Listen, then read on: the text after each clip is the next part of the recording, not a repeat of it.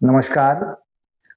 महाराष्ट्र राज्य शिक्षण मंडळ माध्यमिक व उच्च माध्यमिक 10वी आणि 12वीच्या जे परीक्षेमध्ये महाराष्ट्र सरकारने सर्व केंद्रामध्ये सीसीटीव्ही कॅमेरा कंपल्सरी केले आहेत.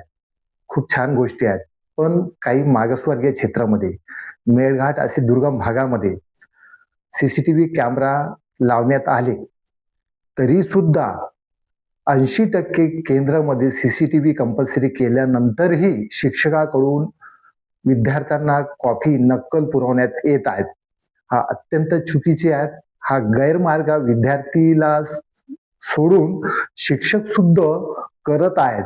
शिक्षक कॅमेरा चालू असतानाही कॉपी पुरवत आहेत.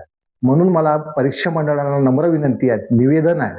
हा व्हिडिओच्या माध्यमाने मी तुम्हाला सांगू इच्छितो, की तुम्ही सर्व केंद्राकडून सर्व पेपरच्या सेपरेट सीसीटीव्ही फुटेज मागा आणि जर दोषी आढळल्यास शिक्षकावर कारवाई करा आणि गुन्हा दाखल करा आणि सस्पेंड करा, निलंबित करा, जेणेकरून विद्यार्थ्यांसोबत अन्याय होणार नाही.